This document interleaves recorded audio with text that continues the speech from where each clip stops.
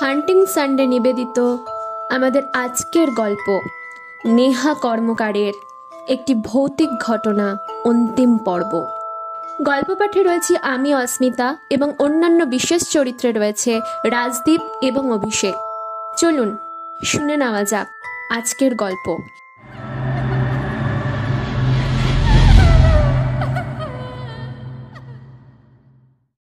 কাছাকাছি কিছু নেই বলে অভিজিৎ আর দীপেন্দু দুজনকেই দূরে যেতে হলো খাওয়ার জন্য। সেখান থেকে ফেরার সময় আগের দিন রাতের বেলা যে লোকটা রামগোপালকে ডাকতে এসেছিল তার সাথে দেখা হলো। সে বলে দিল যে আজকের রাতটাও রামগোপাল আসতে পারবে না, কাল ভোর ভোর চলে যাবে।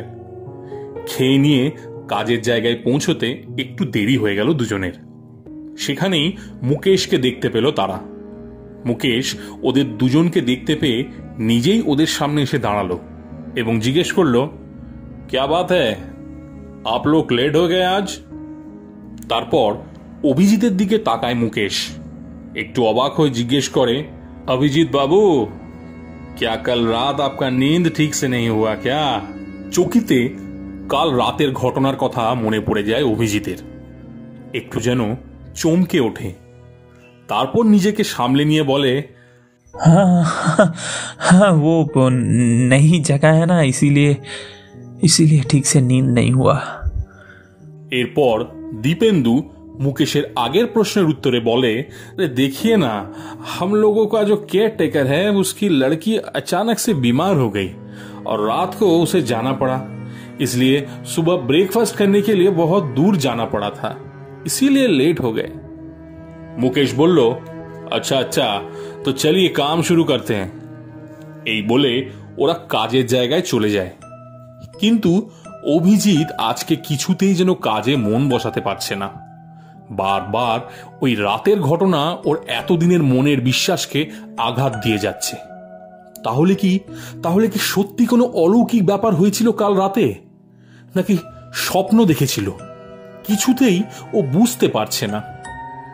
আজকে মুকেশ বাবু নিজেই ওদের দুজনকে তার বাড়িতে আমন্ত্রণ জানালেন। প্রথম ওরা দুজন রাজি না হলেও পরে ভেবে দেখলো যে সত্যি এখন সন্ধ্যা হয়ে গেছে, এখন কত দূরে আবার খেতে যেতে হবে। তাছাড়া হোটেলের খাবার ওদের একদমই পছন্দ হয়নি। শুধুই আজকের রাতের ব্যাপার, পরের দিন তো রামগোপাল চলেই আসবে। তাই ওরা মুকেশের আমন্ত্রণে রাজি হয়ে গেল আর ওনার বাড়িতে গিয়ে ভুরিভোজ ছাড়লো, সঙ্গে আড্ডাও চলতে লাগলো দেদার। প্রায় তখন রাত্রি 9টা। তখন দীপেন্দু বলল, আব হামকো জানা পড়েগা। মুকেশ বাবু ওদেরকে থেকে যাওয়ার জন্য জোরাজুরি করতে লাগলেন ঠিকই, কিন্তু অভিজিৎ আর দীপেন্দু এতে রাজি হলো না। তাই বাধ্য হয়েই মুকেশ বাবুকে তাদের বিদায় জানাতেই হলো। বাড়ি ফিরতে ফিরতে ওদের প্রায় 10:45 বেজে গেছিল। বাড়ির ভেতরে ঢুকেই দীপেন্দু আগে গেল ফ্রেশ হতে, কিন্তু অভিজিৎ নিজের ঘরে চুপচাপ বসে রইল। অভিজিতের আবার যেন ভয় হতে লাগলো। রাত হলে আবার যদি কালকের মতন কোনো ঘটনা ঘটে, কিংবা কালকে থেকেও কোনো ভয়ানক ঘটনা যদি ঘটে। অভিজিৎ একবার ভেবেছিল দীপেন্দুকে সব খুলে বলবে, কিন্তু কিছুতেই বলার সাহস করে উঠতে পারল না।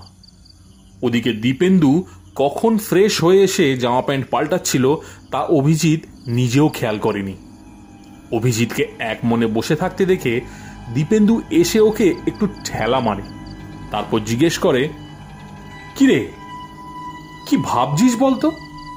আজ সকাল থেকেই দেখছি কিরকম আনমাইন্ডফুল হয়ে বসে আছিস। কি হয়েছে সত্যি করে বলতো? আর কাল রাতে কি হয়েছিল? ওরকম ভয় পেয়ে গিয়েছিলি কেন? অভিজিৎ আবার একটু থতমত খেয়ে কথা ঘুরিয়ে, না না, দাঁড়া, আমি ফ্রেশ হয়ে আসছি বলেই বাথরুমে চলে যায়। বাথরুমে গিয়ে মুখে চোখে ভালো করে জল দিতে লাগলো অভিজিৎ। আর মনে মনে ঠিক করলো আর এসব নিয়ে কিচ্ছু ভাববে না। এত বেশি ভাবছে বলেই ওর ভয় লাগছে। রাতের ঘটনাটা নিশ্চয়ই স্বপ্ন ছিল, এই বলে নিজেকে অনেকটা ধাতস্থ করলো।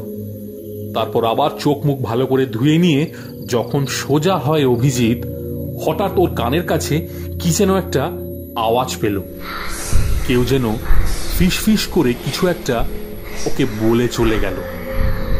অভিজিৎ চমকে উঠে পিছনের দিকে তাকায়। কিন্তু সেখানে কেউ নেই।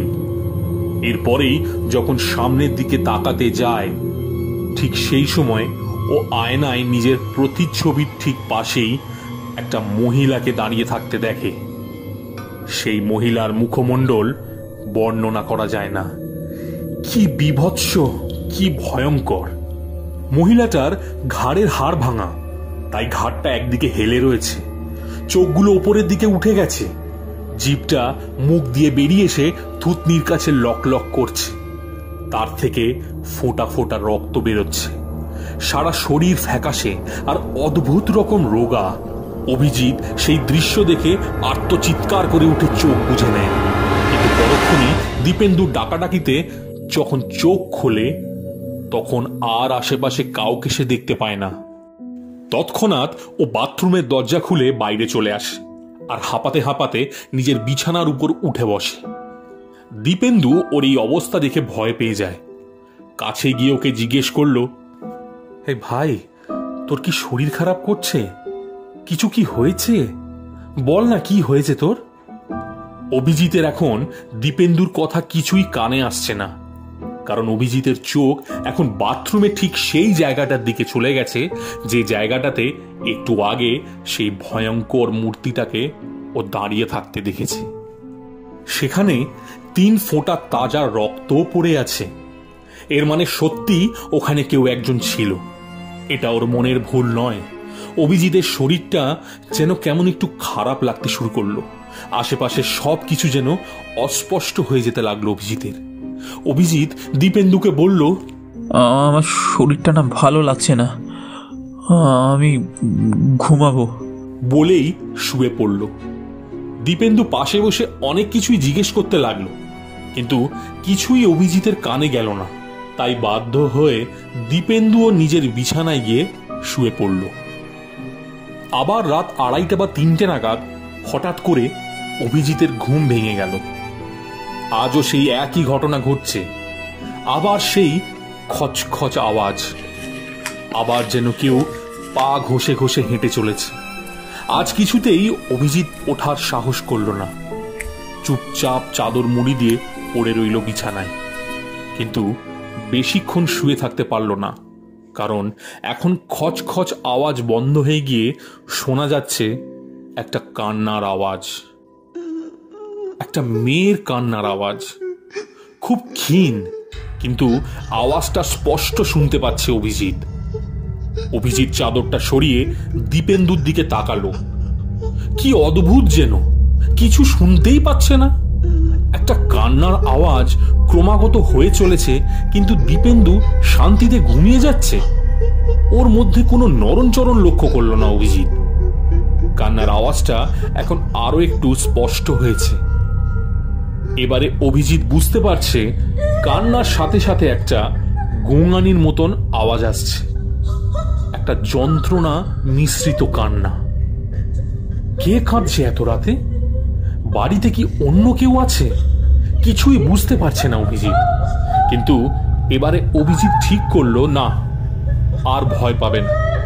এই বাড়িতে নিশ্চয়ই কিছু আছে যা ওদের কাছে গোপন করা হয়েছে। অভিজিৎ সেই সত্যিটাকে খুঁজে বার করবেই, এই বলে মনে সাহস নিয়ে বিছানা থেকে নামলো। কাছেই অভিজিতের ব্যাগ পড়েছিল। সেই ব্যাগের মধ্যে থেকে খুব সন্তর্পণে ও নিজের টর্চটা বার করলো। তারপর টর্চটা জ্বালিয়ে ঘরের ছিটকিনি খুলে চুপচাপ বেরিয়ে গেল। এখন সেই আওয়াজটা আর নেই, কিন্তু অভিজিৎ জানে ওকে কোথায় যেতে হবে। আবার আগের দিনের রাতের মতোই বাড়ির পিছনের দিকের পুকুর ঘাটে চলে এলো। আজকে দরজাটা খোলাই ছিল। সেই দরজা দিয়ে অভিজিৎ বাইরে চলে গেল, আর আসতেই চমকে গেল, একটা কিশোরী মেয়ে ওর দিকে পিছন ঘুরে দাঁড়িয়ে আছে। অভিজিৎ ওর মুখটা দেখতে পারছে না, কিন্তু ওর চুলগুলো ক্রমাগত হাওয়ায় উড়েই চলেছে। মেয়েটা একটা সাদা ফ্রক পরে আছে। অভিজিৎ চুপচাপ দাঁড়িয়েছিল। হঠাৎ মেয়েটার গলা পেয়ে চমকে উঠল। মেয়েটা বলছে, তোমরা কি এখানে নতুন? অভিজিৎ দেখলো মেয়েটা বাংলায় কথা বলছে, মানে মেয়েটা বাঙালি, কিন্তু এত রাতে এখানে কি করছে। অভিজিৎ গুটি গুটি পায়ে মেয়েটার পাশে গিয়ে দাঁড়ায়। এবারে সে মেয়েটার মুখ দেখতে পায়। কি মিষ্টি মুখ, গোলগাল চেহারা, চোখ দুটো টানা টানা, মুখের সামনে ছোট চুলগুলো কপালের উপর এসে পড়েছে। মেয়েটা অভিজিতের দিকে তাকিয়ে হাসছে, গালে আবার একটা টোলও পড়েছে, আবার সঙ্গে সঙ্গে একটা ছোট্ট গজ দাঁতও উকি মারছে। মুখটা দেখলেই মনে হয় সাক্ষাৎ যেন লক্ষ্মী ঠাকুর দাঁড়িয়ে আছে। অভিজিৎ জিজ্ঞাসা করল, তুমি এখানে কি করছো এত রাতে? তোমার বাবা মা চিন্তা করবে তো? হঠাৎ এই কথা শুনে মেয়েটার মুখটা গম্ভীর হয়ে যায়। অভিজিতের দিক থেকে চোখ সরিয়ে সে সোজা তাকিয়ে থাকে। অভিজিৎ ওর চোখ অনুসরণ করে দেখে যে মেয়েটা ওই গাছটার দিকে তাকিয়ে আছে, যে গাছটাকে আগের দিন রাতে অভিজিতের একটা কালো বিশাল বড় ছায়া বলে মনে হয়েছিল। মেয়েটা কিছু বলছে না দেখে অভিজিৎ ওকে আবার জিজ্ঞেস করে, তুমি কি এখানেই থাকো? মেয়েটা বলে, হ্যাঁ। কার সাথে থাকো? বাবার সাথে। কোথায় তোমার বাবা? জানি না। বলেই দুদিকে মুখ ঘোরায়। তুমি বললে না তো এত রাতে এখানে তুমি কি করছো? আচ্ছা, একা একা তোমার ভয় লাগে না? মেয়েটা একটু মুচকি হাসে, তারপর বলে, ওই দেখো, এই জায়গাটা কত সুন্দর, আমার ভীষণ ভালো লাগে। এই জায়গাটায় রোজ রাতে আমি আসি, এই জায়গাটায় বসে থাকি, বসে বসে হাওয়া খাই, আমার খুব ভালো লাগে। জানো, এই জায়গাটা ছেড়ে আমার যেতেই ইচ্ছা করে না। অভিজিৎ দেখল মেয়েটা এক মনে সামনের দিকেই তাকিয়ে আছে। অভিজিৎ সামনের দিকে তাকালো, সত্যি জায়গাটা ভীষণ সুন্দর। রাতের আকাশ তারায় ভর্তি, চাঁদের আলোয় সামনের গাছগুলো রহস্যময় হয়ে দাঁড়িয়ে রয়েছে। এই ভাঙা ঘাট চাঁদের আলোয় যেন আরো মোহময়ী হয়ে উঠেছে। এই সব ভাবতে ভাবতেই অভিজিতের কি মনে হলো, সে একবার ঘুরে মেয়েটার দিকে তাকালো, কিন্তু কি অদ্ভুত, সেখানে এখন আর কেউ নেই। জায়গাটা পুরো ফাঁকা। অভিজিৎ অবাক হয়ে গেল, এই এক মুহূর্তের মধ্যে মেয়েটা কোথায় উধাও হয়ে গেল। এদিক ওদিক তাকালো অভিজিৎ, হঠাৎ কানে একটা মট করে শব্দ এলো। অভিজিৎ চকিতে সামনের দিকে তাকালো, তাকাতেই ওর পায়ের তলা দিয়ে যেন মাটি সরে গেল। সেই রহস্যময় কালো গাছটার একটা ডাল থেকে এখন একটা ফাঁসির দড়ি ঝুলছে, আর সেখান থেকে ঝুলে রয়েছে একটু আগে দেখা সেই মেয়েটা। তার রক্ত মাখা শরীর এখন হাওয়ার বেগে ঘুরছে। অভিজিৎ দম বন্ধ করে দাঁড়িয়ে রইল, একটুও নড়ার সাহস পেল না। হাওয়ার বেগে এখন মেয়েটার শরীরটা ঘুরতে ঘুরতে অভিজিতের দিকে এসে থামল। এখন মেয়েটার মুখ অভিজিৎ ভালো মতন দেখতে পারল, আর এই মুখ অভিজিতের চেনা, কারণ কয়েক ঘন্টা আগে অভিজিৎ বাথরুমে এই ভয়ানক মুখটাই দেখেছে। জিভটা মুখ থেকে বেরিয়ে এসেছে, চোখ উপরে উঠে গেছে, সেখানে মনির কোনো চিহ্ন নেই। সারা মুখ ফ্যাকাশে, শরীরে কোথাও যেন রক্তের বিন্দুমাত্র চিহ্ন নেই। অদ্ভুত রকম রোগা মেয়েটার শরীরটা। ওই অবস্থাতেই সেই মেয়েটা যেন অভিজিতের দিকে তাকিয়ে একটা ব্যঙ্গাত্মকপূর্ণ হাসি হেসে চলেছে। অভিজিৎ কি করবে কি করবে না বুঝতে পারছে না। অভিজিৎ দেখলো দড়িটা মেয়েটার গলায় আরো একটু চেপে বসে গেল, আর সঙ্গে সঙ্গে মট করে একটা আওয়াজ করে মেয়েটার ঘাড়ের হাড় ভেঙে গেল। মেয়েটার মুখ একদিকে হেলে পড়ল। অভিজিৎ আর পারছে না সেই দৃশ্য দেখতে, কিন্তু কিছুতেই নিজেকে যেন সরাতে পারছে না ওখান থেকে। অবশ হয়ে আসছে সারা গা হাত পা। এবারে অভিজিৎ দেখলো মেয়েটা ওই অবস্থাতেই ঝুলতে ঝুলতে, শূন্যে ভাসতে ভাসতে অভিজিতের দিকে এগিয়ে আসছে। অভিজিতের দম বন্ধ হয়ে গেল। অভিজিৎ বলতে লাগলো, না না, আমার কাছে এসো না, চলে যাও, চলে যাও। অভিজিতের মাথা ঘুরে উঠল, আর এই দৃশ্য সহ্য করতে পারল না। ওর চোখের সামনে অন্ধকার ঘনিয়ে এলো। সেই মুহূর্তেই ও ঝপ করে নিচে পড়ে গেল। তখনও একটু জ্ঞান অবশিষ্ট ছিল, আর তখনই সে দেখতে পেল মেয়েটার মুখ এখন ঠিক ওর মুখের ওপর। এরপর অভিজিতের আর কিছু মনে নেই। সকালে ঘুম ভাঙল রামগোপালের ডাকাডাকিতে। বাবু, बाबू क्या हुआ आपको, इधर क्यों पड़े हो? অভিজিৎ আশ্চর্য হয়ে চোখ খোলে আর উঠে বসার চেষ্টা করে। মাথাটা অসম্ভব ভারী হয়ে আছে, যেন কেউ ইট চাপিয়ে রেখেছে মাথার ওপর। অভিজিৎ চোখ কচলাতে কচলাতে এদিক ওদিক চেয়ে দেখে ও আগের দিন রাতে সে পুকুর ঘাটের কাছেই অজ্ঞান হয়ে গিয়েছিল। সামনের দিক তাকাতেই অভিজিতের আগের রাতের ঘটনা মনে পড়ল। সঙ্গে সঙ্গে অভিজিৎ সেই নির্দিষ্ট ডালের দিকে তাকালো। না, এখন সেখানে আর কিছু নেই। আবার রামগোপাল অভিজিৎকে ডাকলো, ঠিক হো আপ? অভিজিৎ রামগোপালকে বলল, दीपेंदु कहाँ है? अरे वही तो, उसे तो बहुत बुखार हो। অভিজিৎ অবাক হয়ে গেল। बुखार? हाँ बाबू, लेकिन आप यहाँ क्यों सोए थे? অভিজিৎ ওর কথার কোনো উত্তর না দিয়ে সঙ্গে সঙ্গে দীপেন্দুর ঘরের দিকে যায়। গিয়ে দেখে সত্যি দীপেন্দুর ধুম জ্বর, আর জ্বরের মধ্যেই কেঁপে কেঁপে উঠছে। অভিজিৎ দীপেন্দুর পাশে বসলো। দীপেন্দু কি যেন বলার চেষ্টা করছে, কিন্তু ওর কথা আটকে যাচ্ছে। অভিজিৎ বোঝার চেষ্টা করলো, কিন্তু কিছুই বুঝতে পারলো না। এতক্ষণে রামগোপাল ঘরের মধ্যে এসে গেছে। অভিজিৎ রামগোপালকে আসতে দেখে জিজ্ঞেস করলো, तुम कब आए? हम तो सुबह सुबह आ गए थे। ठीक है, तुम जाओ। রামগোপাল চলে যায়। অভিজিৎ ফোন করে মুকেশকে সব বলে। মুকেশ নিজেই তাকে আজ আসতে বারণ করে দেয় এবং আজকের কাজ মুকেশ সামলে নেবে এই কথাও দেয়। অভিজিৎ কিছুটা নিশ্চিন্ত হয়ে দীপেন্দুর পাশে বসে ওর সেবা করতে থাকে।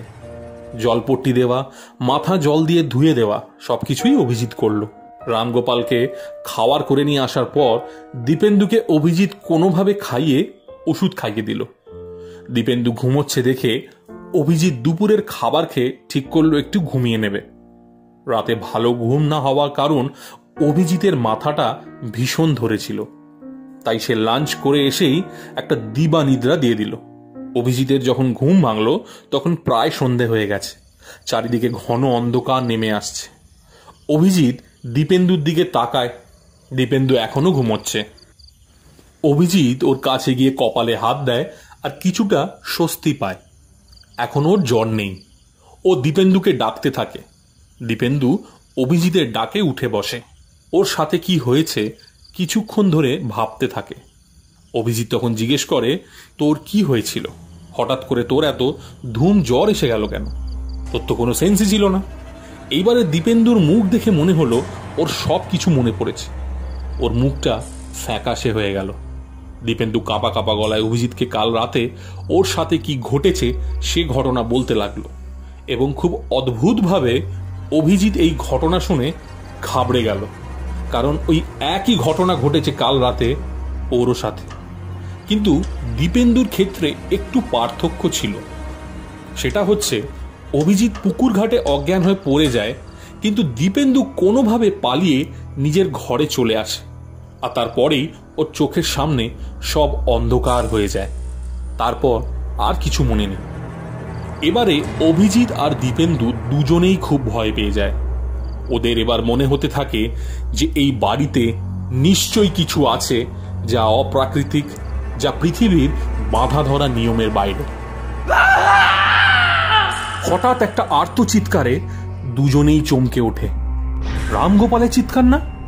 অভিজিৎ আর দীপেন্দু একসাথে যখন নিচে নেমে এলো তখন ওরা গোঙানির আওয়াজ শুনতে পেল। সেই আওয়াজটা বাড়ির পিছনের দিক থেকেই আসছে। সেই দিকটা যেতে গিয়েই দেখতে পেল রামগোপাল মাটিতে পড়ে আছে অজ্ঞান অবস্থায়। সেই অবস্থায় থরথর করে কাঁপছে রামগোপাল। দুজনেই রামগোপালকে ধরে ওদের ঘরে নিয়ে এসে তার চোখে মুখে জল দেয়। কিছুক্ষণ পর রামগোপালের জ্ঞান ফেরে। অভিজিৎ জিজ্ঞেস করে রামগোপালকে যে কি হয়েছিল। রামগোপাল তখন বলে যে ও ওদের ঘরের দিকেই আসছিল জিজ্ঞেস করার জন্য যে সন্ধ্যেবেলায় কিছু খাবেন কিনা। ঠিক সেই সময় কেউ যেন ওর কাঁধে একটা ঠান্ডা নিঃশ্বাস ফেলে। রামগোপাল ভয় পেয়ে পেছন দিকে তাকায়, আর তখনই এক বিভৎস ভয়ানক মূর্তি দেখতে পায়, আর সে রামগোপালের গলা টিপে ধরেছিল। আর তারপরেই রামগোপাল অজ্ঞান হয়ে পড়ে যায়। ওরা দুজনেই বুঝে যায় সেই ভয়ঙ্কর মূর্তিটাকে, আর ওরা এও বুঝতে পারে যে রামগোপাল এই বাড়ির ব্যাপারে কিছুই জানে না।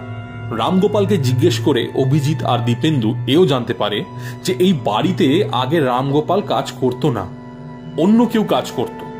কিন্তু এও শুনেছে এই বাড়িতে বেশি দিন নাকি কেউ থাকতে পারে না, কিন্তু কোনোদিনও বিশ্বাস করেনি ব্যাপারটা। অভিজিৎ রামগোপালকে আজকের রাতটা এই ঘরেই ওদের সাথে থাকতে বলল। যা করার যা জানার তা সব সকালে জানা যাবে, কারণ এই রাতে চারিপাশ এখন ঘুটঘুটে অন্ধকার। তাছাড়া এখানে লোকজন কম, তাই যা করার ওদের সকালেই করতে হবে। রামগোপালও ওদের কথা মেনে নিয়ে ওদের ঘরেই সেই রাতটা থাকতে রাজি হয়ে গেল। মাঝরাতে একটা ক্ষীণ আওয়াজে অভিজিতের ঘুম ভেঙেছিল ঠিকই, কিন্তু ঘুমের ঘোর কাটেনি, তাই ঘুমের ঘোরেই দেখার চেষ্টা করছিল, কিন্তু অন্ধকারে কিছু বুঝতে পারেনি। পরের দিন যখন ঘুম ভাঙে অভিজিতের, সে দেখে পাশের বিছানায় দীপেন্দু নেই, নিচে রামগোপাল এখনো শুয়ে রয়েছে। রামগোপালকে তখনই ডেকে জিজ্ঞেস করলো যে সে কিছু জানে কিনা, কিন্তু সেও এই কথা শুনে অভিজিতের মতনই অবাক হয়েছে। এরপর অভিজিৎ আর রামগোপাল দুজনে মিলেই সারা বাড়ির আশপাশটা ভালো করে দেখতে লাগলো, কিন্তু কোথায় দীপেন্দু? কোথাও তারা খোঁজ পেল না। কাছাকাছি আশেপাশের বাড়িতে গিয়েও খোঁজ করার চেষ্টা করলো, কিন্তু কেউ কিছুই দেখেনি। হঠাৎ করে কি করে একটা মানুষ উধাও হয়ে যায়? অভিজিতের ভয় হতে লাগলো। এই বাড়ির সেই অতৃপ্ত আত্মা দীপেন্দুর কোনো ক্ষতি করে দেয়নি তো? দীপেন্দুকে যদি আর কোনোদিনও দেখতে না পায়ও বাড়িতে ফিরে, তাহলে কি জবাব দেবে ওর পরিবারকে? কিছুই বুঝতে পারছিল না। ঠিক এই সময় অভিজিতের ফোনে মুকেশের ফোন আসে। অভিজিৎ মুকেশের ফোনটা রিসিভ করে আর মুকেশকে সব কথা খুলে বলে, কিন্তু বাড়িটার কথা শুনেই অভিজিতের মনে হলো মুকেশের গলাটা যেন হঠাৎ করে ধরে গেল। কিছুক্ষণ চুপ থেকে মুকেশ অভিজিৎকে বলল, আর রুকিয়ে হাম আভি আতে হ্যায়, বলেই ফোনটা কেটে দেয় মুকেশ। এইদিকে অভিজিৎ কি করবে, কোথায় খুঁজবে, কিছুই বুঝতে পারছিল না। রামগোপাল এদিক ওদিক খুঁজে এসে বলল, অভিজিৎ বাবু কहीं किसी ने नहीं देखा उसको। ইতিমধ্যেই মুকেশ বাবু ঘটনাস্থলে এসে যান। তিনি এসে একবার বাড়িটার দিকে তাকালেন এবং চকিতে সেদিক থেকে চোখ ফিরিয়ে অভিজিতের দিকে এগিয়ে গেলেন। তারপর তিনি যা বললেন তা শুনে অভিজিৎ আর রামগোপালের সারা গায়ের লোম খাড়া হয়ে গেল। एक्चुअली क्या है, क्या हुआ था कि ये किसी को कभी पता नहीं चला, लेकिन यहाँ के लोग जो कहते हैं वो ये है। এই বলে মুকেশ খানিকটা হিন্দি আর বাংলা মিশিয়ে যা বললেন তা হলো এই, বেশ কয়েক বছর আগে এই বাড়িটাতে একটা মেয়ে তার বাবার সাথে থাকতো। মেয়েটার মা অনেক ছোট বয়সেই মারা যায়। মেয়েটার একটা পা খোঁড়া ছিল, ঠিকমতো হাঁটতে পারতো না। ওর বাবা বেশিরভাগ সময় কাজের জন্য বাইরে থাকলেও রাতে ফিরে আসতেন। সেদিনও কি একটা কাজে উনি বাড়ির বাইরে গিয়েছিলেন, কিন্তু সেদিন প্রচন্ড বৃষ্টি পড়ছিল। সে একদম মেঘ ভাঙা বৃষ্টি যাকে বলে। সেদিন আশেপাশের বাড়ি থেকে কেউ বের হয়নি, কেউ বের হতেও পারেনি। এত বৃষ্টিতে কেউ কোনো আওয়াজও সেদিন শুনতে পায়নি। সারা রাত বৃষ্টি হয়েছিল, আর যতদূর জানি মেয়েটা সেদিন বাড়িতে একাই ছিল। ওর বাবা সেদিন রাতে ফিরতে পারেনি।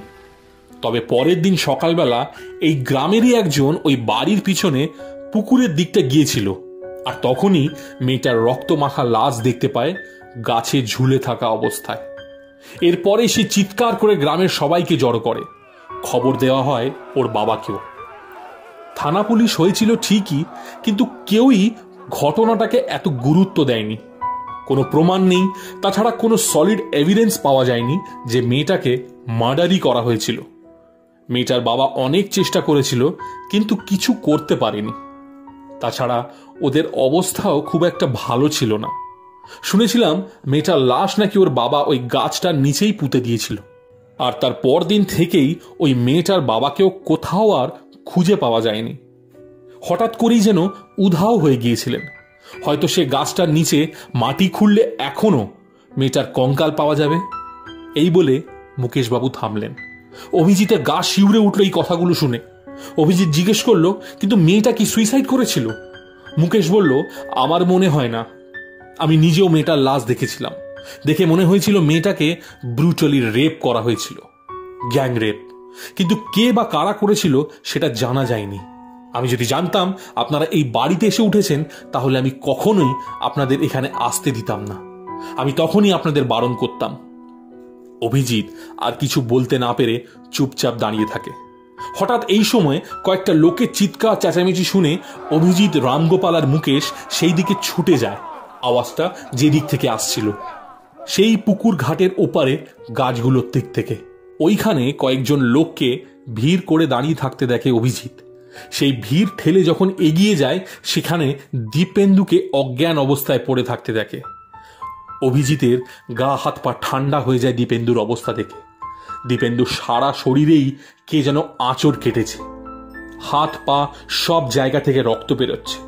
দেখে মনে হচ্ছে কেউ যেন খুব মেরেছে। এরপর কয়েকজন লোক মিলে দীপেন্দুকে মুকেশবাবুর বাড়ি নিয়ে যাওয়া হয়। অনেকক্ষণ জ্ঞান ফেরানোর চেষ্টা করা হলেও দীপেন্দুর জ্ঞান ফেরে না। মুকেশবাবু নিজেই অভিজিৎকে ওই বাড়িতে যেতে বারণ করে দেয়। আর এরপর মুকেশ আর অভিজিৎ দীপেন্দুকে নিয়ে শহরের এক হসপিটালে চলে যায়। দীপেন্দুর পরিবারকেও জানানো হয় সব। প্রায় 3 দিন পর জ্ঞান ফিরেছিল দীপেন্দুর। ততদিনে ওর পরিবার সেখানে চলে আসে, আর তারা দীপেন্দুকে আর এখানে রাখার সাহস পায় না। কিন্তু এই ঘটনার পর দীপেন্দুর মধ্যে একটা অদ্ভুত পরিবর্তন অভিজিৎ লক্ষ্য করেছিল। দীপেন্দু একেবারে চুপ হয়ে গিয়েছিল। একটা শব্দ ওর মুখ থেকে বেরোচ্ছিল না, আর ও যেন কাউকে চিনতেই পারছিল না, এমনকি অভিজিৎকেও না। দীপেন্দুকে ওর পরিবার নিয়ে চলে যায়। অভিজিতের এই ঘটনাগুলো থেকে নিজেকে ধাতস্থ করতে বেশ কতদিন সময় লেগেছিল। মুকেশবাবু অভিজিৎকে অনেক সাহায্য করেছিলেন, আর এরপরে অভিজিৎ ওনার বাড়িতেই থাকে যে কদিন ওখানে কাজ ছিল। প্রায় 1.5 বছর পর অভিজিৎ নিজের শহরে ফিরে আসে সমস্ত কাজ শেষ করে। কিন্তু এসেই সে খবর পায় তাতে ওর মাথায় যেন আকাশ ভেঙে পড়ে। দীপেন্দু নাকি মানসিকভাবে অসুস্থ হয়ে পড়েছে। দীপেন্দু গত 1 বছর ধরে অ্যাসাইলেমে ভর্তি। এই কথা শুনে অভিজিতের পায়ের নিচ থেকে যেন মাটি সরে যায়। কি হয়েছিল সেই দিন? সেই রাতে যে আওয়াজ শুনেছিল সেটাই বা কি ছিল? সেদিন রাতে হয়তো অভিজিতের ঘুম ভেঙে গেলে ও দীপেন্দুকে বাঁচাতে পারত। এই কথাটা ভেবেই অভিজিতের খুব আফসোস হতে থাকে। অভিজিৎ এই খবর শুনে নিজেও যায় দীপেন্দুকে দেখতে, কিন্তু দীপেন্দু অভিজিৎকে চিনতে পারেনি, বরং ওকে দেখে কি যেন বিড়বিড় করছিল। ও আর নিজের প্রিয় বন্ধুর এই অবস্থা সহ্য করতে পারেনি। এরপর থেকে আর কখনো যায়নি ওর সাথে দেখা করতে। যদিও কয়েক মাস পরে খবর আসে যে দীপেন্দু মারা গেছে। হ্যাঁ, মারা গেছে, ভীষণই অদ্ভুতভাবে। ওর হার্ট নাকি আচমকাই কাজ করা বন্ধ করে দিয়েছিল। মারা যাওয়ার আগের দিন রাতে অ্যাসাইলামে সারা রাত ধরে ও খুব চিৎকার করেছে। ওকে ওষুধ দিয়েও শান্ত করা যায়নি। পরের দিন সকালে ওর বডি পাওয়া যায় অ্যাসাইলামের বাইরে, অথচ ওর ঘর লক করাই ছিল। কি করে যে ও বেরিয়েছিল জানা যায়নি। সিসিটিভি ফুটেজও অদ্ভুতভাবে ঠিক সেই সময়টুকুর জন্যই বন্ধ হয়ে গিয়েছিল।